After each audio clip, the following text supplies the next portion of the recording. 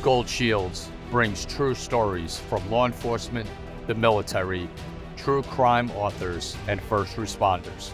Experience the dedication, danger, and emotional toll with the heroes themselves. These gripping tales of true crimes, true stories, and true heroes are all here on Gold Shields.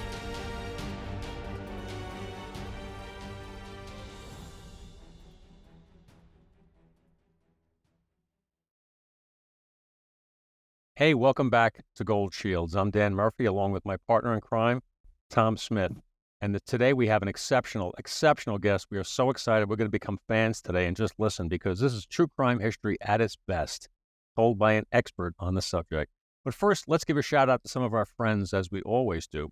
First, let's talk about Impact. Impact is the revolutionary alternative to pepper spray.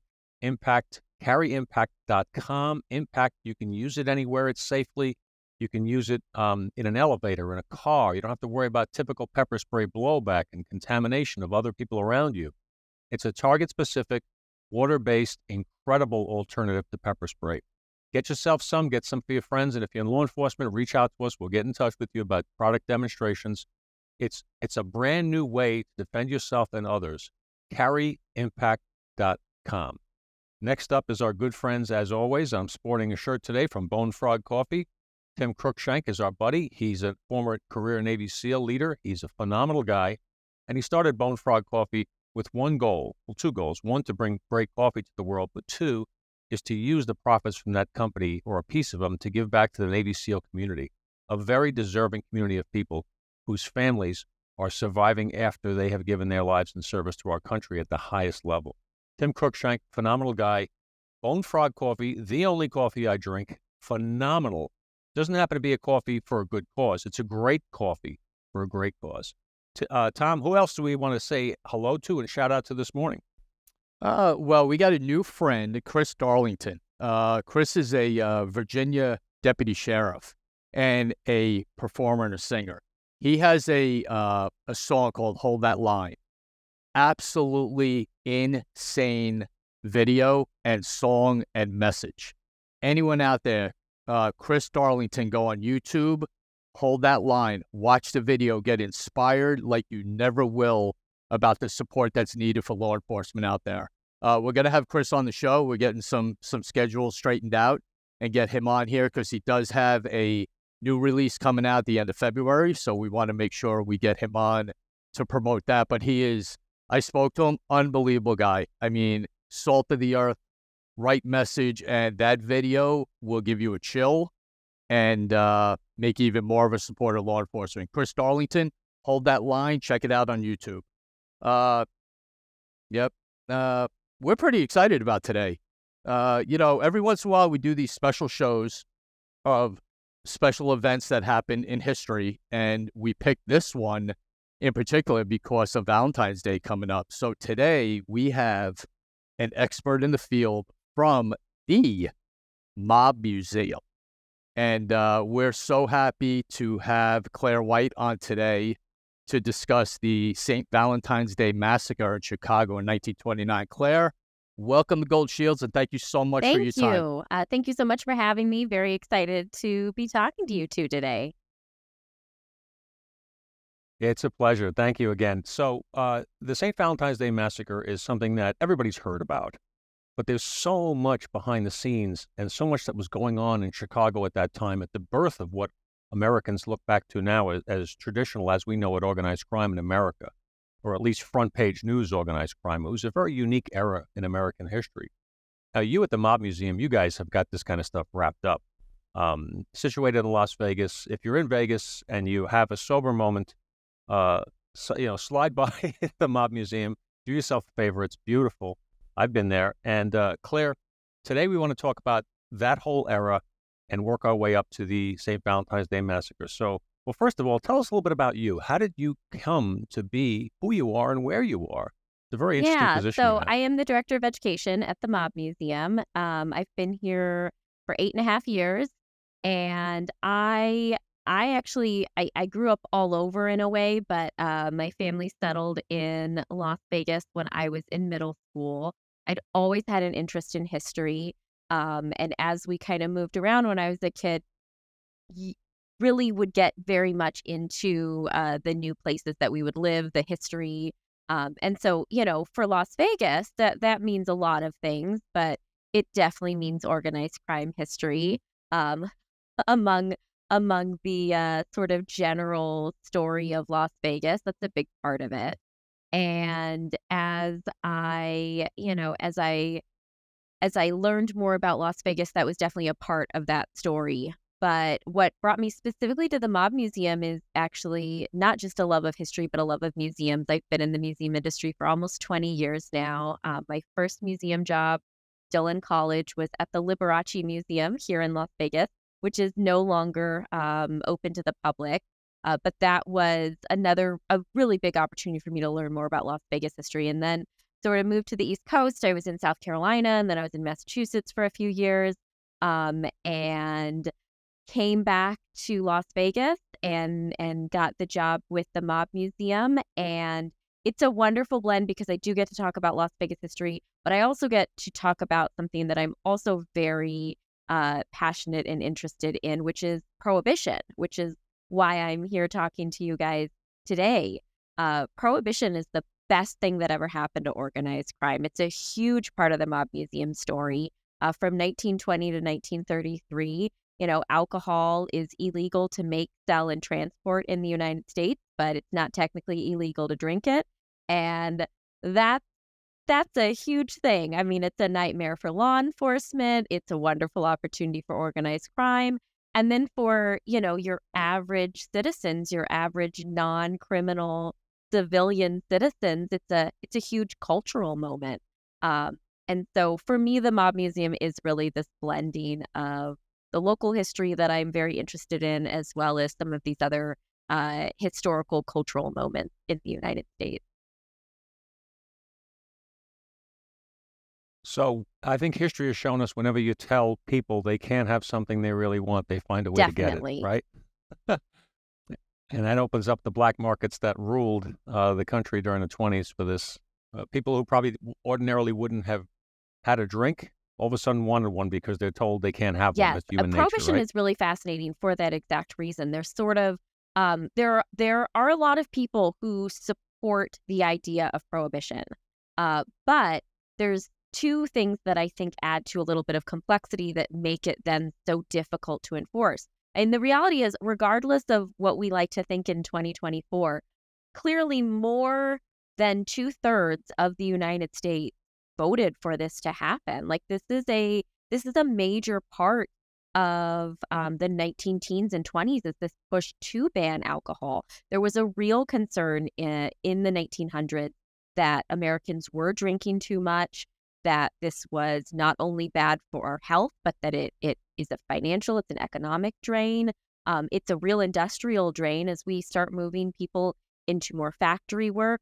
You don't want people who are drinking on their lunch break. You don't want people that are coming in hungover. It's a real safety hazard. And so people want Prohibition, but the problem is, as you said, once something becomes illegal, there's now a new subset of people who are like, well, you can't tell me what to do. Like, this isn't not American to ban my freedom, which is true. I mean, just to step back a little bit, the 18th Amendment, which creates Prohibition, is the only amendment to even to the present that has ever banned a personal freedom in the United States. And that's significant.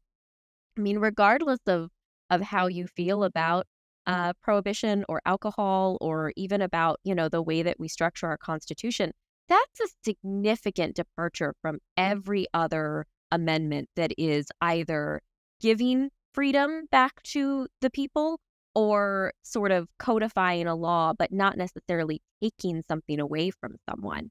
And so you get a little bit of that. You get a little bit of pushback. And then logistically, we've created a law that just cannot be properly enforced, because if all you've done is outlaw the manufacture, sale, and transport of alcohol, that means if you're drinking it, you're not technically breaking the law. Yeah, you have to find someone to sell it to you illegally, and your participating in an illegal act in that sense. But there are a lot of Americans who are like, I'm not breaking the law. I'm not the one selling it. I'm not the one who brought this alcohol into the United States. And you have this real captive audience.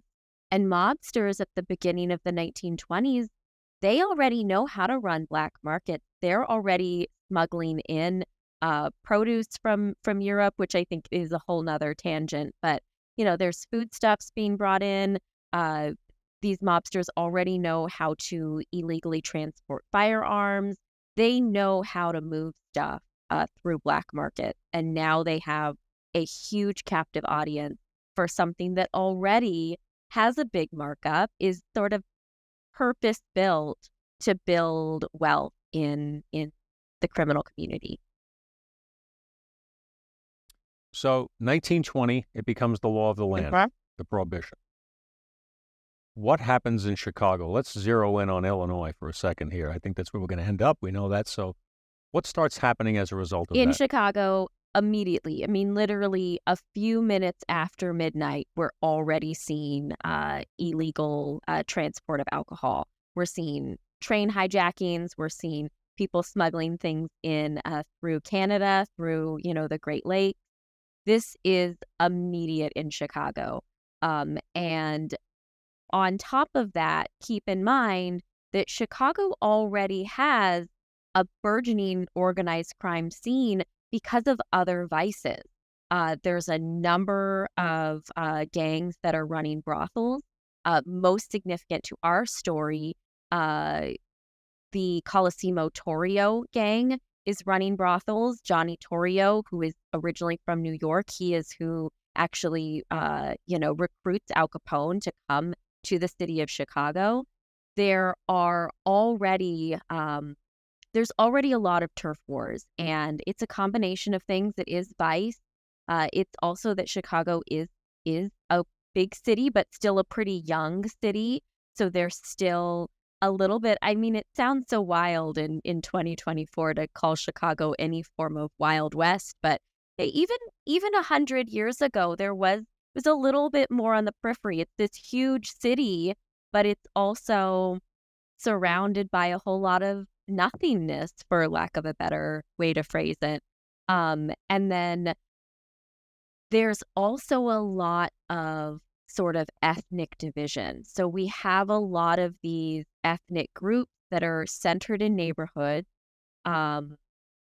It's not so much that they are discriminated against by the 1920s. Like, so for instance, the Irish Americans have infiltrated normal society in Chicago, but they're still living in these very insular communities. Same with Italian Americans, same with Polish Americans. And so you see that these neighborhoods have created historically these gangs, and some of these gangs are moving towards respectability, but others are doubling down in the 1920s on criminal activity. Mhm. Right. So, and then that's what I wanted to get to. Fascinating was- time in history. And so this is the rise of Al Capone as the preeminent gangster in Chicago. How did that come to be? Now, Yes, he's a kid he from is, Brooklyn, yeah. wasn't he? So he's Beatle? Brooklyn-born, actually very proud to be an American. His family immigrates, and so there's sort of a split. There's some, he's got some family born in Italy, but then he and his younger siblings all born in New York. He grows up in Brooklyn. By middle school, he is a truant. He's a degenerate. He's dropped out. His older brothers were starting to run with mobsters. He gets involved in that. He's working as a bouncer at nightclubs. He's working as a courier, running money related to, loan sharking and all of that sort of stuff. And he essentially has two mentors, Frankie Yale and Johnny Torrio. And both of these men are rising mobsters in the New York scene. Flash forward to, he's born in 1899. So flash forward to right before Prohibition, and Johnny Torrio has moved to Chicago, and he he sees that there is something on the horizon. He knows that Prohibition is going to be the biggest boon for organized crime. And so Johnny Torrio goes to his boss at the time, Jim Colosimo, and he says, we got to start running beer. We got to start figuring out how we're going to take advantage of Prohibition. And Colosimo is not really interested. He can't really envision what's going to happen here. He's running brothels, but he also has a legitimate restaurant of his own. He's trying to kind of move towards respectability.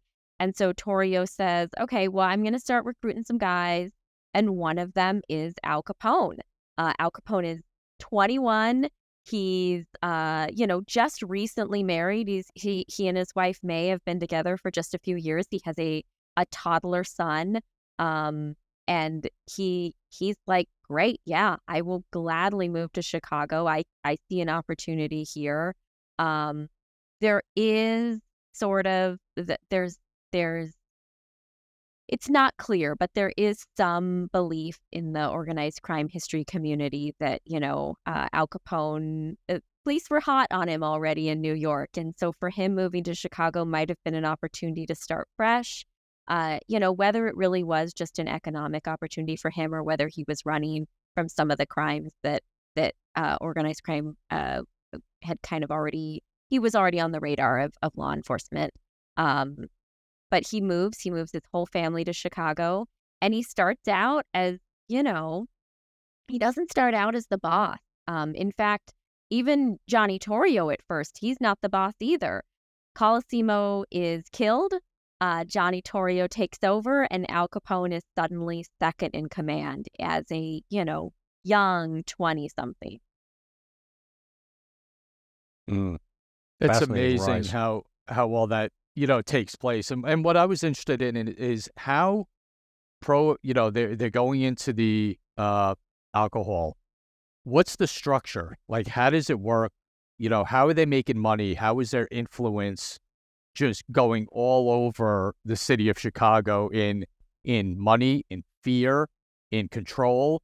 How does that take place at that time? So the Torrio Capone gang, before it sort of transitions under Capone's full control when Torrio retires, there's a number of different income streams for them. So they are still running brothels. They have a couple of different nightclub saloons that they're running. In particular, the Four Deuces, which is actually kind of Al Capone's headquarters, as well as a nightclub that he is in charge of. And all of these saloons, all of these nightclubs that they have, they all operate as speakeasies. So they're selling alcohol there. Most of them are also connected to sex trafficking, to the brothels. And I think the best way to describe it is it really is just sort of this cycle. So you have a nightclub, which is not technically illegal, but obviously the selling of alcohol is. They are getting people in on cover charges because they've got jazz music. So you've got a little bit of that legitimate income in a way. I mean, it's sort of a gray area, but you've got a little bit of legitimate income coming in. But then also at the same time, you're selling all of these vices. And the more capital that these men amass, they are then able to reinvest in more and more components of the sort of alcohol production process. So once they start making money from these nightclubs, from these speakeasies, from bootlegging, they are then able to invest in breweries. They're able to invest in distilleries in Canada where they're still technically legal. They're able to invest in the transport process. So they own their own truck fleet.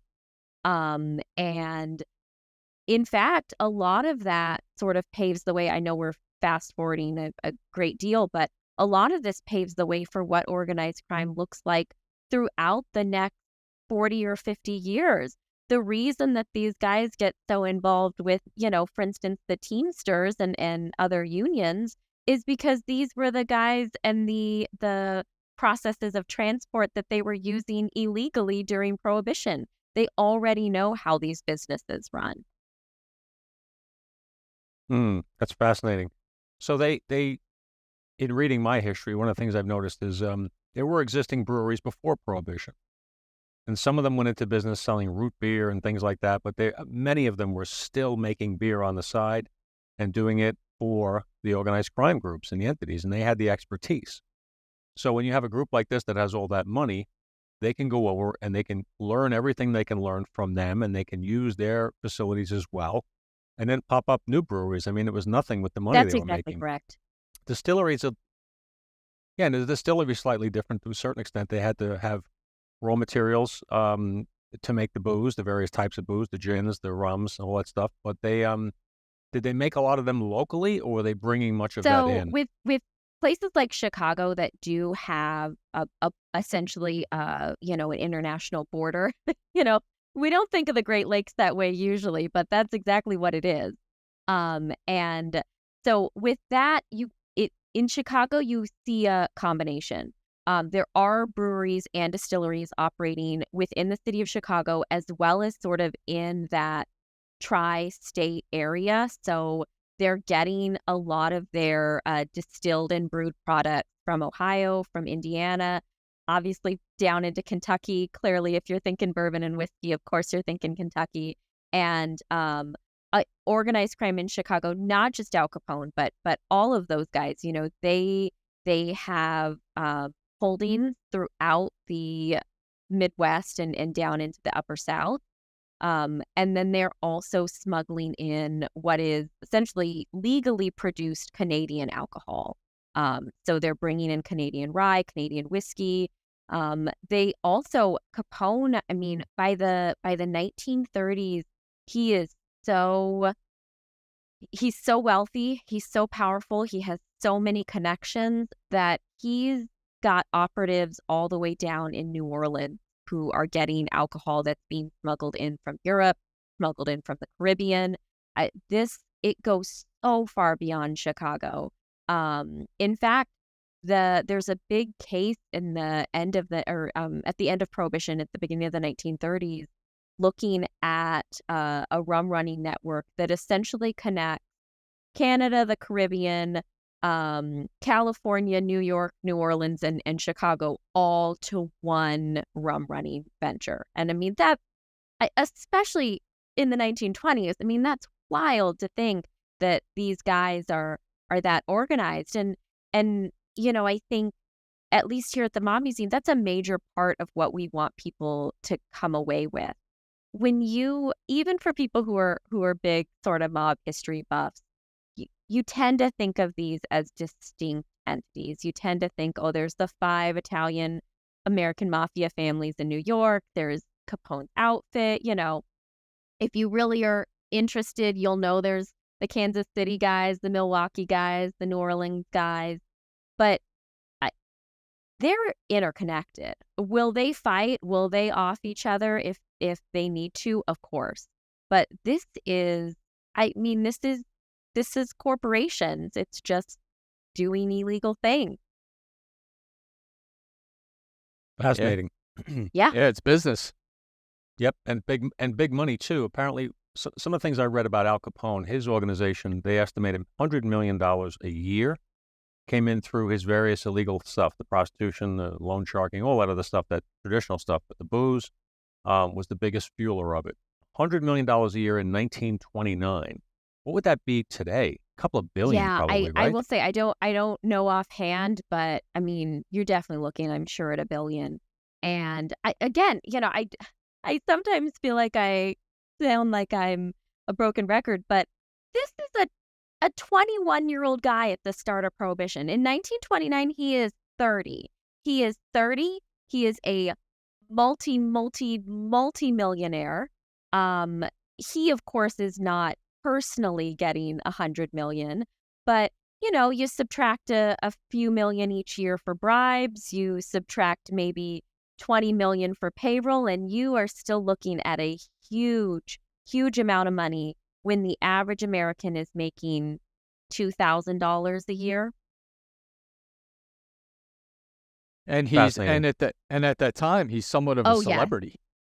He's getting known, and we look at John Gotti, in our Right. time frame of being in New York, and you think of that notoriety in the 20s and 30s. I mean, he was known. He was on everyone's lips, on every conversation. He was the man to He talk called about. his own press conference. Yeah, he welcomed the His media own attention. press conferences. I mean, it's remarkable. And again, I think it's something that we know, but to really remind yourself that there was in fact a mob boss literally calling press conferences, standing outside of the hotel that he essentially barricaded himself into for safety, and saying in these press conferences, I feel real bad for my rivals. I've gotten out of the bootlegging game, but, it's real awful that these men are still involved in it. Even though we know for a fact that the morning of some of these press conferences, he's making bootlegging deals. He's making rum running deals. Mm-hmm. Mm-hmm. So if you're an organized crime kingpin like he was in Chicago and you're a very big name and making a lot of money, you no doubt have a target on your back, but you also have adversaries. You have other criminal entities that are operating within the city, and they are going to either be aligned with you for some benefit with a sort of franchised area and an understanding, or they're going to be flat out enemies that you have to destroy. Who was Al Capone's number one headache? What kept him up at night? What Al crew? Capone and his South Side gang would have considered the North Side gang their primary rivals, especially as we're moving into the late 1920s.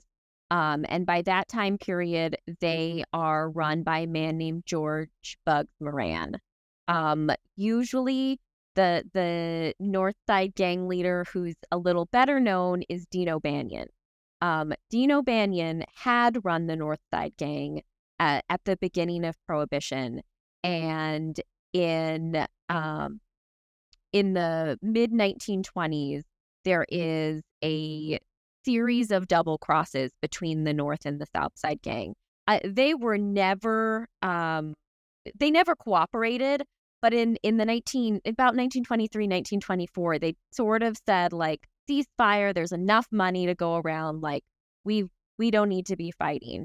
And that comes to an end because they both own shares in a brewery, and Dino Banyan was going to sell all of his shares off to Johnny Torrio, and Torrio is happy about this. He thinks this is legitimate. It is not legitimate. It's a double cross. O'Banion has made sure that the cops are going to be there to see Torrio taking over this brewery, and Torrio does wind up serving some jail time because of this.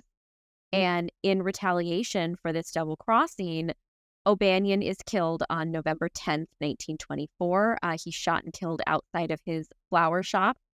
He maintained a flower shop as his front business. He actually loved working with flowers, which, it's hard to believe a hardened gangster is out there arranging flowers, but it was his zen, it was how he dealt with the PTSD, I guess you could say.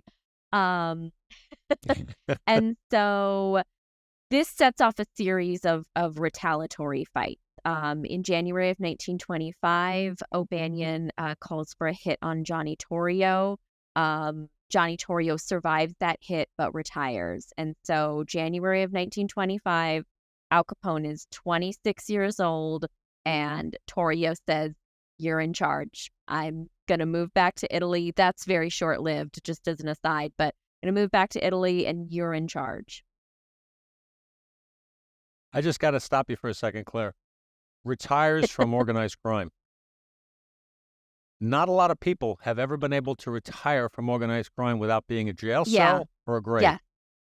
How did he pull that one off? He must have had a lot of respect. I mean, it's got to be a respect thing, right? So yes, that's and I'm so glad you brought that up. I was actually just talking about another person who's not a mob boss, but I was just talking about another rum runner yesterday, who very similar story, like retires, no one touches him, and I would say there's sort of two blueprints for being able to retire. The first is, don't be a hitman.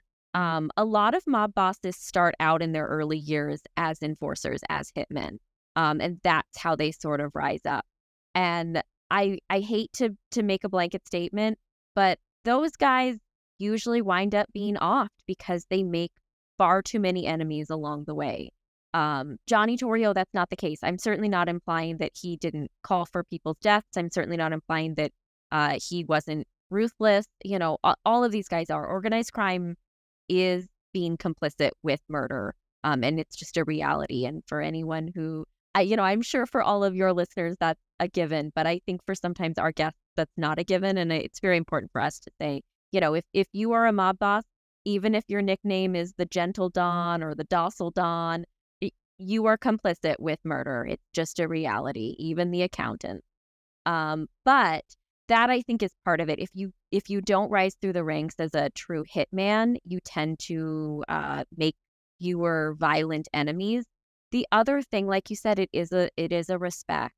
If there is something that you've accomplished that I think is particularly ingenious, particularly intelligent, it tends to give you a little bit of protection. There is honor among thieves. I mean, it's human nature. There is a code of honor even among these mobsters. I never say that in a attempt to downplay the crimes that they committed, but people are people. If you behave respectfully towards both, your subordinates as well as your enemies, you are going to be treated with more respect. And Johnny Torrio was smart. There's some mob guys that are not so smart. It's just the reality. Torrio and Capone, they're smart guys. I mean, Capone in the end has very little going for him mentally because of his own, health problems. But both of these are intelligent men, and what Torrio and Capone create in Chicago is something that's respected by even their enemies. Wow, that's incredible. So the climate now, February 14th is coming. It's on the calendar. What's the climate right at that time? Like, what's going on? Who's heated? And what's leading up to February 14th on Valentine's Day in 1929? 1928 and 29 are very tense. Throughout Chicago in the 1920s, what it's usually referred to as is the beer wars, which are these occasional but very consistent skirmishes between the South Side and the North Side gang, as well as many other smaller bootlegging and rum running operations across town. And every few months, like clockwork, there will be like a gentleman's agreement that we're there's too much heat on us. We're just all going to lay low. Is everyone fine? Let's not kill anyone. And then someone does something.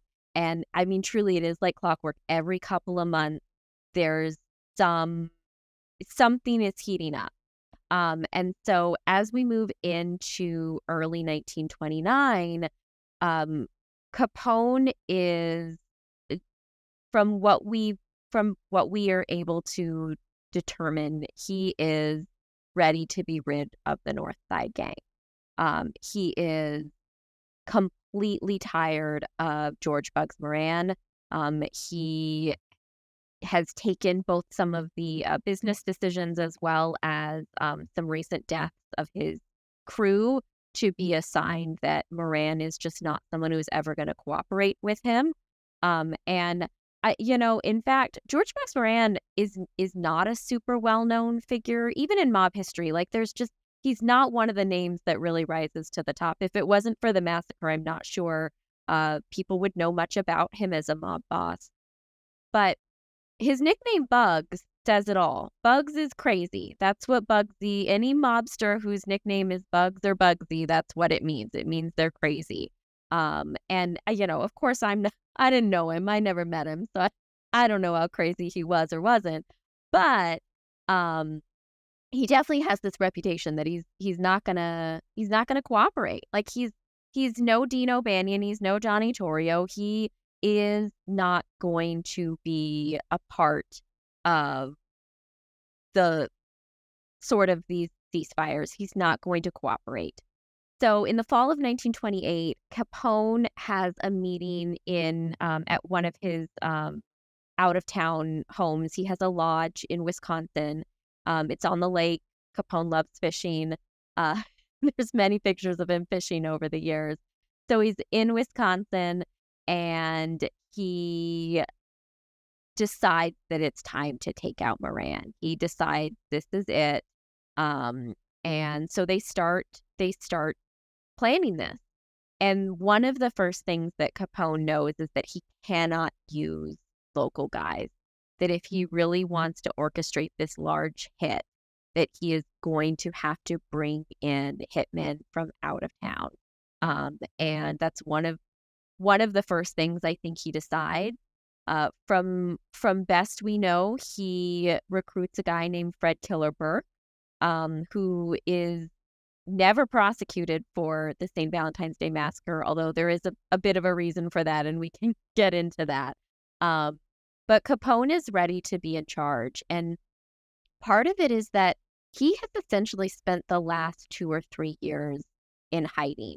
He has a young son. His son is school-aged throughout Prohibition, and he's not been living with his family. He does not live with May and his son, Sonny. They all live with Capone's extended family in a suburban home, and he's on the run constantly. He's hiding in the Lexington Hotel. He's hiding, in Cicero. He's got all these safe houses. Even when he's in Miami, he's really not protected. Like, there's eyes everywhere, and he is ready to feel a little safer. And he thinks that one of the ways to safety is to take out Moran. Okay. So he brings in, it's interesting, Fred Killer Burke. You don't get a nickname like that. It's not something that somebody just throws at you one day. You've got to earn that one. Yeah. So he brings in outside talent, smart, to try to distance himself.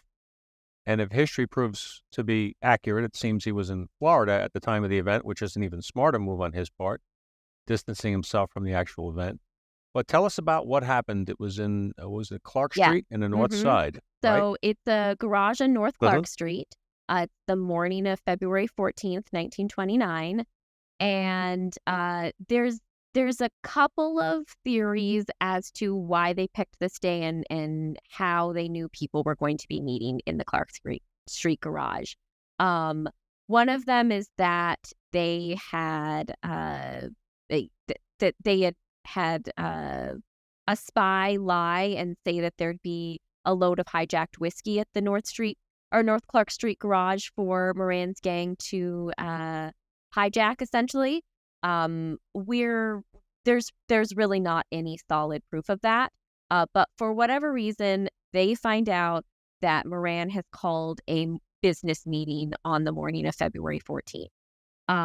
And what is, I think, a little lesser known is right across from the garage, Capone had already rented out 2 street-facing rooms. There was a boarding house and, some sort of apartment building across the street.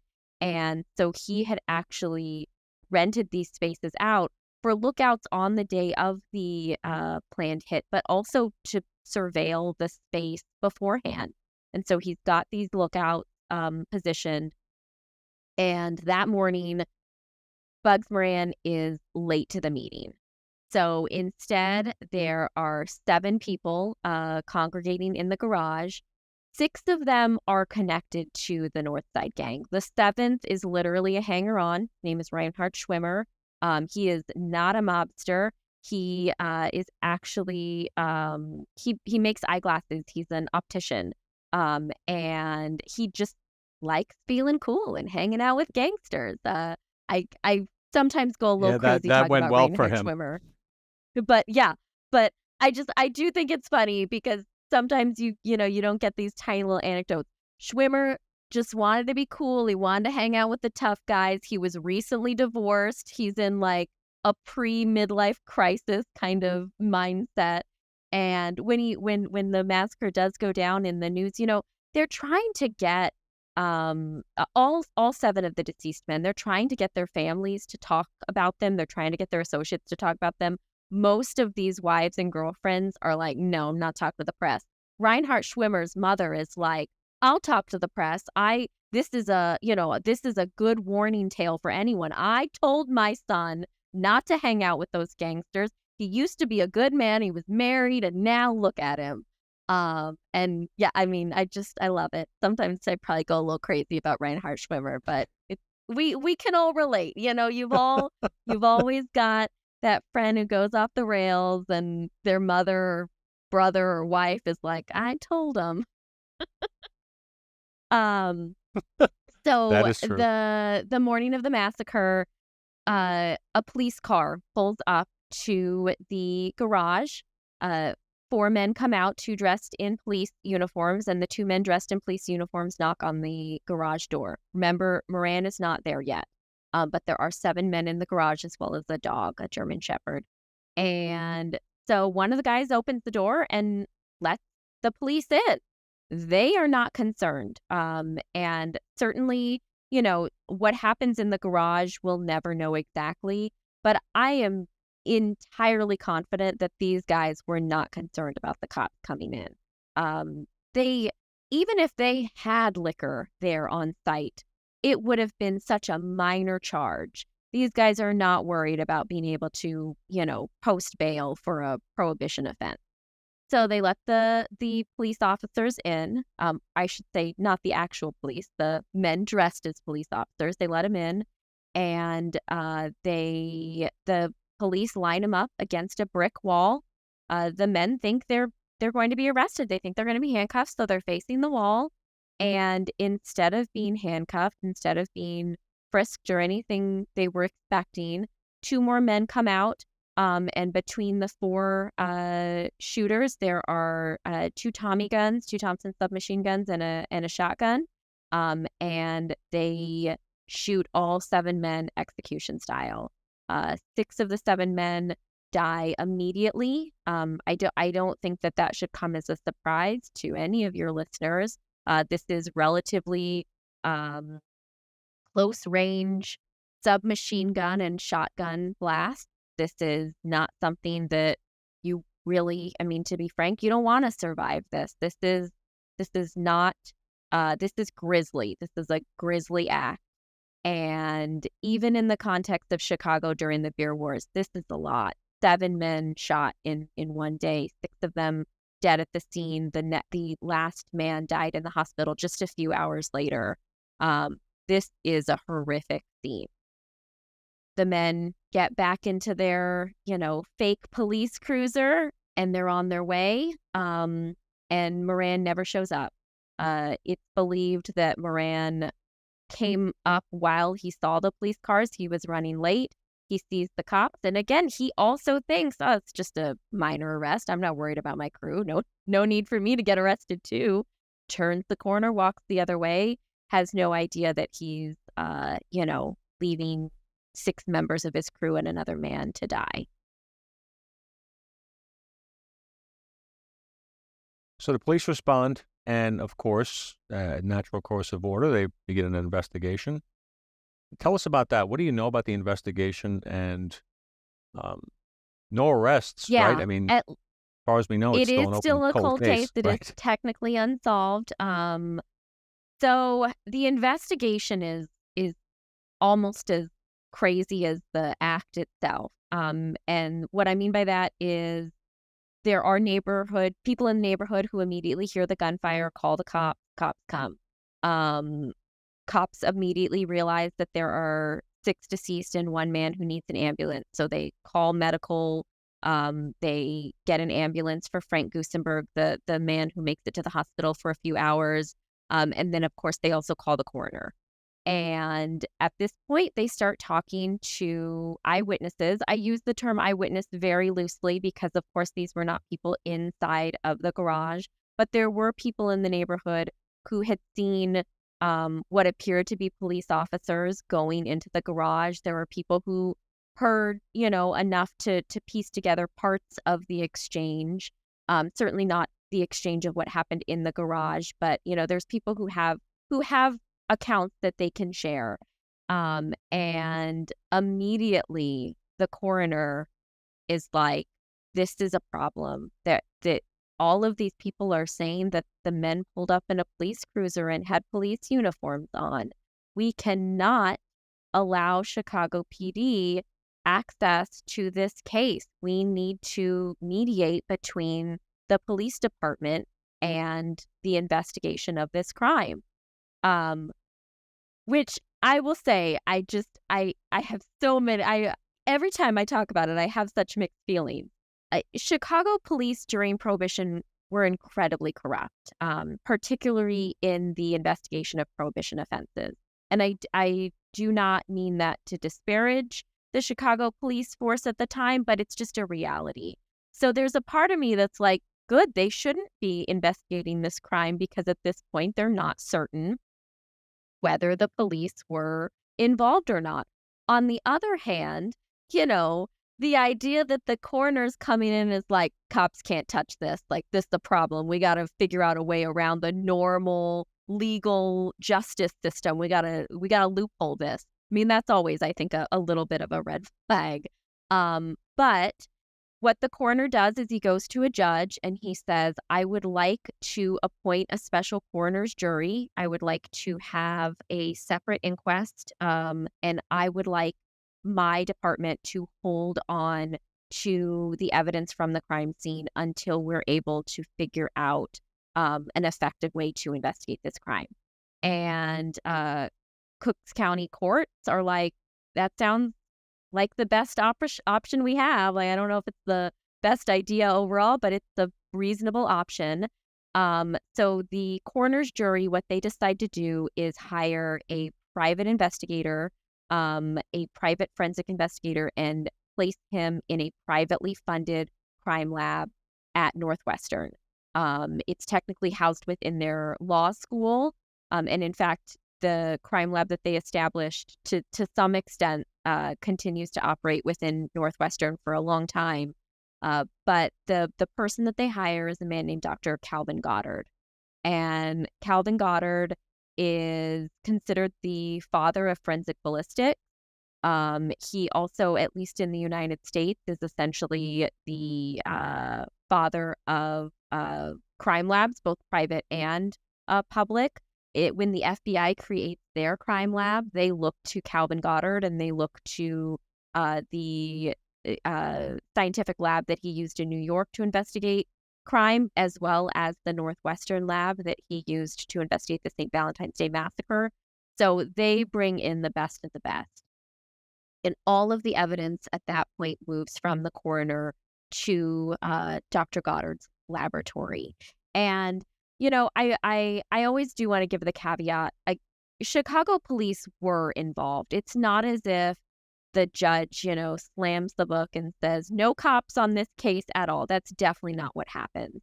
But the evidence itself never enters traditional police custody within Chicago. It always stays outside of their custody so it can't be further tampered with. I do think it's important to say early on, before we get too far down the road, the police were not involved. According to the investigation, they did not link any of the firearms to any police officers. They did not determine any, corruption or involvement in terms of the uniforms, the car that had, police insignia. All of that's all connected to the mob. All of that is, organized crime orchestrated this. So Chicago police, at least in this particular instance, were in the clear. They were not the ones orchestrating this hit. But it was something they wanted to investigate pretty thoroughly. And, that's important. It's important that our police are held to the standard that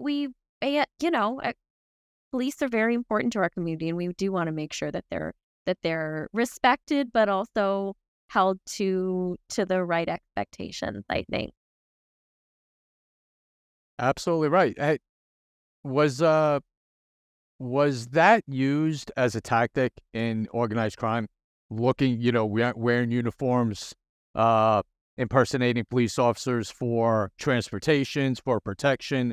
Was that So a thing? it was, but not a significant thing. And that again goes back to the fact that there's at least enough smart guys in organized crime that they know that impersonating a police officer rarely ends well. I over the course of the last 100 years of organized crime history, are there other instances of impersonating police? Definitely.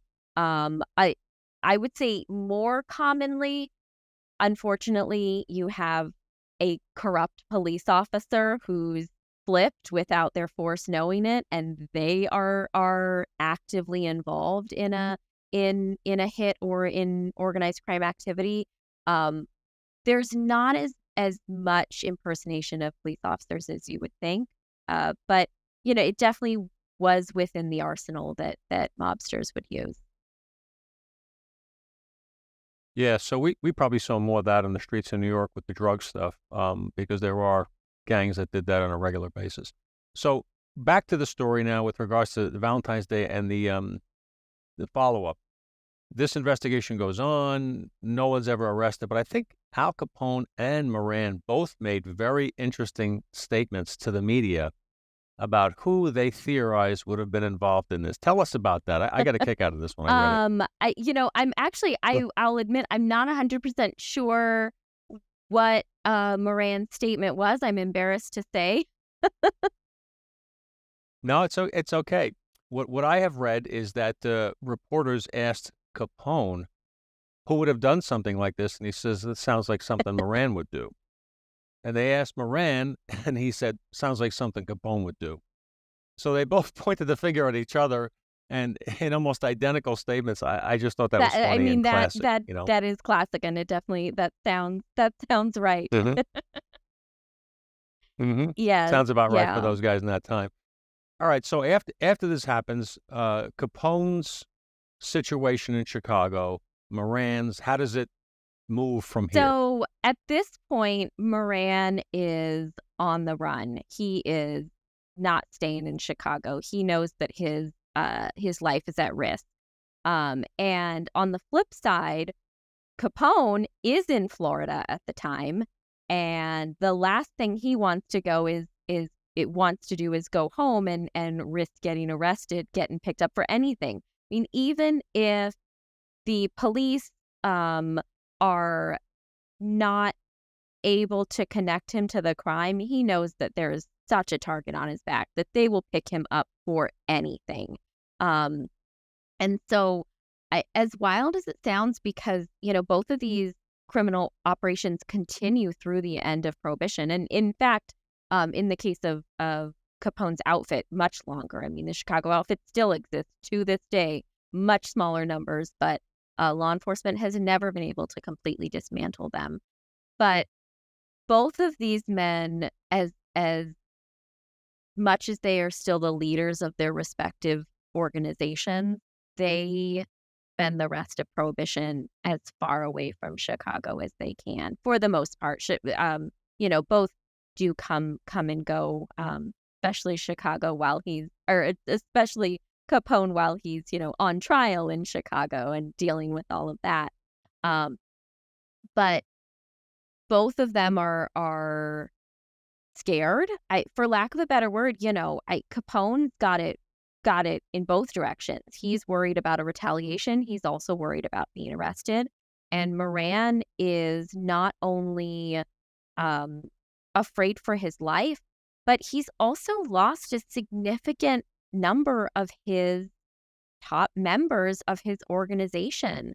Frank Gusenberg and his brother Pete Gusenberg are both victims of the massacre. Both of them are pretty high-level enforcers in the North Side Gang. Al Kachelik, who is one of the victims, is very important to the business of the North Side Gang, as is Al Weishank, who some believe actually Wineshank looked very similar to Moran, and many theorize that the reason that the hit went through was because the hitmen who were not from Chicago saw Wineshank, thought that was Moran, and were like, "Oh, there's our guy. Better go on in." Um, but what I think is most fascinating is what kind of happens to Capone. And Capone, by 1929, he's got his home on Palm Island in Miami Beach, and he is, he's immediately ready to establish his alibi in Florida. So he does speak to a reporter 2 days later, they're in Miami, and says, "I've been here. I had a party yesterday, blah, blah, blah." And he does, one thing I do know that he says during that first conversation with the media is, that Bugs Moran is called Bugs for a reason. And, maybe he did kill his own crew. So I like I said, I wasn't aware that Moran sort of pointed the finger and Capone pointed the finger back, but I did know that Capone, I mean, he's immediately like, maybe Bugs did it to his own people. I mean, it's wild. And Capone sees the writing on the wall. The very next month, March of 1929, Herbert Hoover takes office as president, and a group of Chicago citizens literally travel to Washington, D.C. in Hoover's first month as president and says, "Look, you've got to deal with Chicago. You've got to deal with what's happening there. This affects the whole country. The fact that our borders are so open, that there's so much illegal liquor being made, and that people are being murdered in the streets because of it. This is a national problem. It's not just a Chicago problem." And Hoover goes to his attorney general. He goes to the FBI, and he says, "We got to get Capone." And so the heat is turned up on Capone, but it's also in turn turned up on organized crime. The FBI is told, work with the Prohibition Bureau, work with the IRS. All of you need to work together to take down these mobsters. And so a couple months later, in May of 1929, mobsters call the Atlantic City Conference, and in it, we see a lot of big names. Johnny Torrio is back from retirement. He's come back to the state. He and Capone are there, along with a number of New York mobsters, Charles Lucky Luciano, Meyer Lansky. Men from across the country come and talk about what they're going to do. And it is believed that it's meant to, one, sort of create a truce for gangs across the United States, especially in major mob cities like New York and Chicago. And then also, they are essentially coming up with a game plan for Capone. Capone turns to the rest of the underworld to come up with a plan for him. So as he's leaving Atlantic City, he takes a car to Philadelphia. He's planning to take a train from Philly to Chicago, and he's arrested leaving a movie theater for carrying a concealed, unlicensed gun. It's probably not a coincidence. The normal sentence for this type of thing at the time in the area is like a 90-day jail sentence. And people are pretty much in agreement that Capone is doing this as a way to stay safe. He's probably been advised, get picked up on a real minor charge so that you can't get picked up on a bigger charge. Stay safe. No one in Philly wants to kill you necessarily. You're safer in jail there than if you try to go back to Chicago. And even in Florida, I mean, he's definitely got more of a target on his back there. So he's in Philadelphia. He, instead of being sentenced to pretty standard 90, 120 days kind of sentence, he's given the maximum sentence of a year. And he's told to serve out that time at Eastern State Penitentiary. He does serve 9 months out of that year sentence. And everyone says he's hiding out. He denies this until the end. He's like, I wasn't hiding. Capone doesn't hide. Capone doesn't purposely get picked up. I just happen to be carrying a concealed unlicensed firearm. That's how it is when you're Al Capone. They're out to get me. But he's released in 1930, and he goes back to Florida. His son is in school in Florida. His life is in Florida. The weather's nicer for most of the year in Florida than it is in Chicago. And he really spends the next couple years while they're investigating the massacre, he spends as far away from Chicago as possible. While this is happening, though, in late 1929, a man named Fred Killer Burke comes back onto the scene. He is involved in a car accident in St. Joseph, Michigan. It's a minor fender bender, but he is drunk. And when Officer Charles Skelly comes onto the scene to break up this dispute between these two motorists, Burke shoots him. He shoots Officer Skelly 3 times and escapes. And he is living in Michigan at the time under the alias Fred Dane. So because he's now shot and killed a police officer, he is now a suspect for a new crime. At this point in December of 1929, he's definitely among the potential hitmen that could have been involved in the massacre. But they don't really have any reason to believe that he is the one who orchestrated this. They don't have any real solid proof. But they get a warrant to search the home of Fred Dane, and in it, they find 2 Thompson submachine guns as well as a number of other weapons. And they take these 2 Tommy guns back to Dr. Goddard's lab. He tests it, and the rifling marks and the firing pin impressions are a match for the bullet evidence from the massacre crime scene. In addition, they also find some .45 caliber ammunition that matches the bullets that were used in the crime scene. And they also discover that one of the Thompsons also matches bullets that were used to kill Frankie Yale in New York a few months before the massacre. And so he's on the run.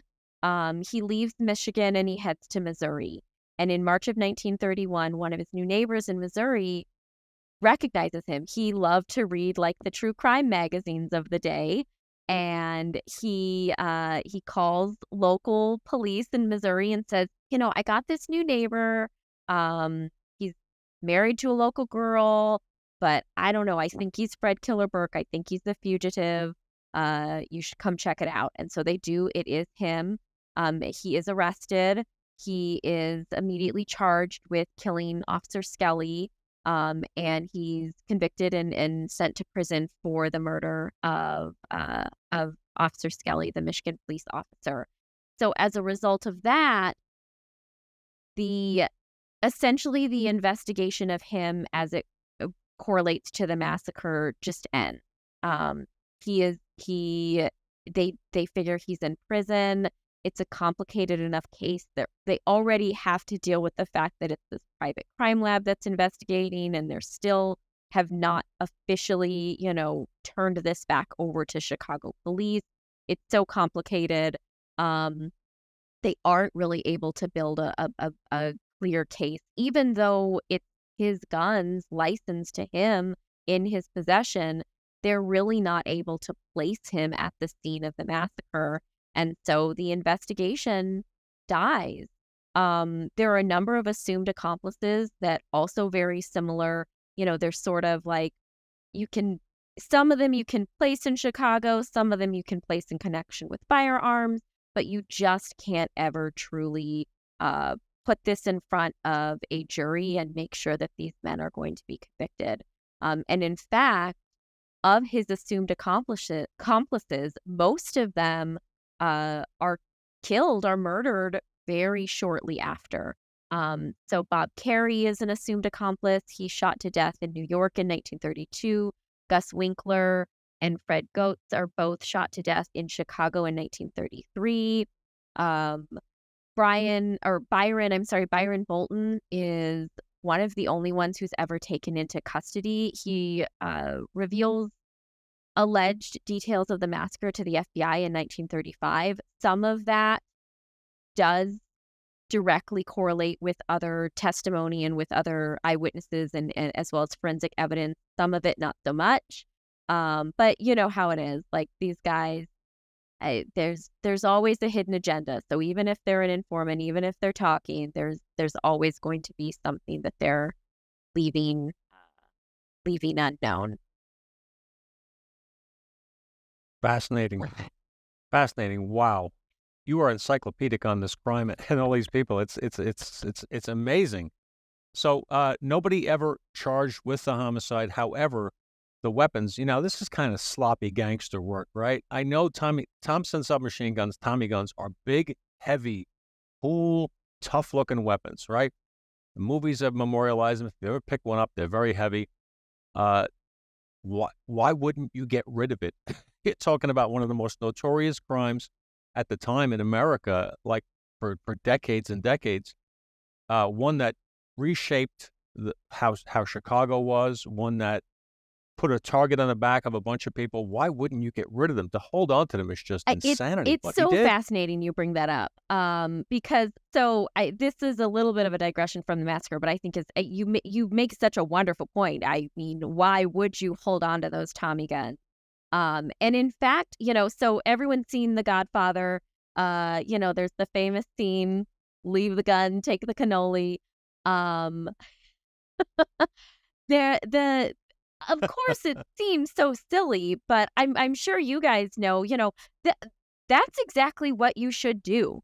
If you're a mob guy and you're killing someone, I'm not saying 100% leave it at the scene of the crime, but especially in the 1920s when there isn't DNA evidence, when there isn't a lot of these other things, the smartest thing for these mobsters to do in that time period is to wipe it clean, make sure that there's no fingerprint evidence and no gunshot residue that can be traced directly back to them. Just wipe that gun clean and either immediately dispose of it or leave it somewhere in the crime scene where they're never going to be able to reconnect it to you. And we see that time and time again. In fact, a couple years ago for the museum, I wrote a blog. We have a wonderful blog on the Mob Museum's website, themobmuseum.org, and talk about over the years how many cases remain unsolved specifically because the mobsters either destroy a gun completely or leave it at the scene of the crime where it can no longer be reconnected back to them as the owner. The fact that he held on to the Tommy guns, I think, is a couple things. First of all, I do not think that Fred Giller Burke was a strategic mastermind. Did he orchestrate and participate in a number of hits? Yes, certainly. But he seemed to have operated very much on a gut level, and I think often wasn't necessarily thinking through his decisions. I mean, the fact that he kills a police officer for a minor fender bender, the fact that he, a fugitive, even gets angry about a fender bender. I mean, I'd just let it go. If I'm a fugitive and I do not want people to know that I'm in Michigan, if I get into a fender bender, I'm all right. Okay, let's go. I'm on my way. He was not that. He wasn't able to let those types of things go. And I think the other element of it, by even using the Tommy gun in the massacre, I think you set yourself up for something. A lot of mob hits, and this continues to this day, but certainly in the 1920s and 30s, a lot of mob hits were carried out with small caliber firearms, and you're looking at things that are disposable. You're looking at guns that you don't want to hold on to. By using a Tommy gun, I mean, these are more valuable. There's certainly there's many of them manufactured, but relative to some of the smaller firearms that you can get, there's fewer of them manufactured. You're making a conscious choice if you're using that gun rather than a more easily concealed, more throwaway firearm.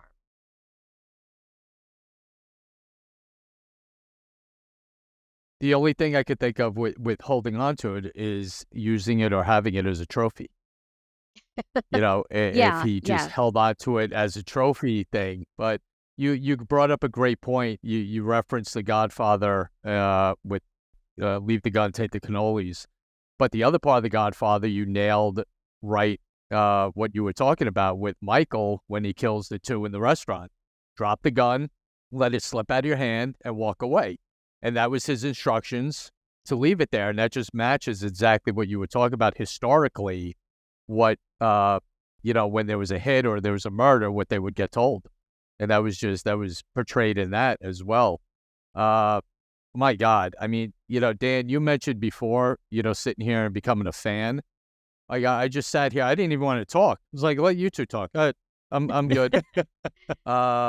Unbelievable. I mean, your explanation, your expertise in it, Claire, is so on point. This was an unbelievable show. Oh my God, so Thank good. you. Thank you. It's not the most fun story to talk about, but it's definitely a fascinating one. I think it's, and I, it's unfortunate to say this, but organized crime history is U.S. history. I don't think we do enough justice to, it's ugly. It's not fun, but it's a huge part of the story of the last century. And it also, I think it teaches us so much about law enforcement history and justice history, which I think is another thing we need to do more of. People need to understand how American policing started out, all of the incredible advancements and changes that happened in the early 20th century, and, the good things that have carried throughout the last 100 years, as well as the areas that did become corrupted and have had more challenges. And all of those things are so important to the American story. And it's not what we always learn about.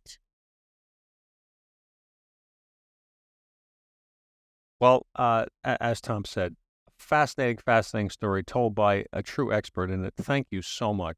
Tell us a little bit more about the Mob Museum, what people can expect when they go there. We just want to give you a chance to share what this amazing place is. So yes, the Mob Museum is located in downtown Las Vegas, Nevada. We are a few blocks away from Fremont Street in the historic part of downtown. Dan, as you said earlier, if you're in Las Vegas and you have a sober moment, or honestly, even if you don't have a sober moment, we, believe it or not, have a bar and distillery in the basement of the Mob Museum. We would love for people to visit us. And, it truly does have a little bit of something for everyone. Relative to the massacre, we are so, I hate to say lucky because, it's a very morbid thing to say that we're lucky to have it. But we do have the wall of bricks from the St. Valentine's Day Massacre. We have the bricks against which the 7 men were killed. You can still see bullet marks in the brick. It's a fascinating, sobering piece of history. And then on top of that, we also have the majority, almost all of the evidence from the massacre crime scene. So we have the coroner's report, the coroner's documentation.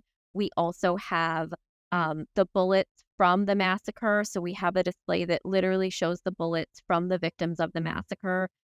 We also have a number of test-fired bullets used to rule out potential suspects, other mob guys, the police officers, some of the police Thompsons that they were testing to make sure that they weren't used in the massacre. We have that evidence. We also have a firearm that belonged to Frank Gusenberg, who was one of the victims. He was the one who lived for a few hours in the hospital. He did not fire. He didn't discharge his gun at any point during the massacre because, of course, he thought this was the police and he thought it was a routine sort of situation.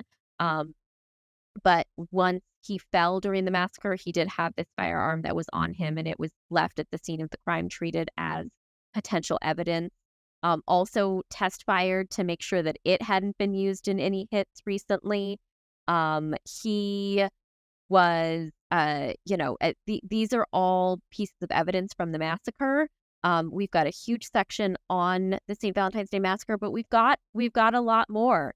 If you're a fan of more modern organized crime, we've got sections related to Gotti, related to the Gambino family in the 80s and 90s. We've got things even more recent, rise of the drug cartels of Central and South America. We've got stuff related to pop culture. We've got costumes from The Sopranos and Breaking Bad. We've got props from Narcos. We have stuff related to the real life story of the two agents who are the main characters in Narcos.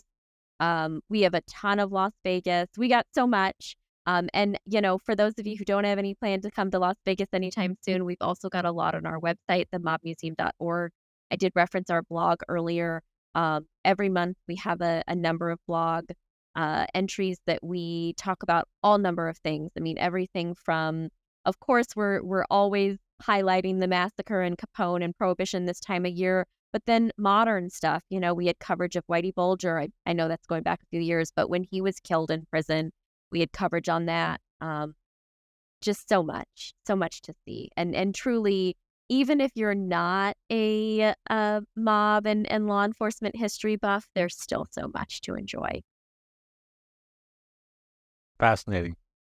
And it is an American story. It is a part of our, it's a human story. Anywhere in the world, you're going to find things like this. When people get together, this stuff happens. But our history in America is particularly rich when it comes to this, and it's amazing, and it's a great effort that the museum has pulled all this together for people to go and learn and be entertained at the same time. It's fascinating. It's a glimpse into a world most people never get a chance to see. So, to wrap up, Claire, thank you again for bringing your expertise, your time, and your enthusiasm for this type of stuff, because we love it. We were fans today, and this is just, we know our audience is getting blown away by this. So thank you so much. Maybe we'll have you back on again sometime if you're willing on another topic, because I have a feeling you know a few things about a few other things. Thank you. Yeah, it was my pleasure. I'd love to come back. We got a lot of true crime stuff in the Mob Museum that would be of interest, I'm sure, to your audience. And it's a pleasure. I love what you guys are doing. It's great to be a part of it. Tom, brother, as usual, we found another guest who just is unbelievable. Ridiculous.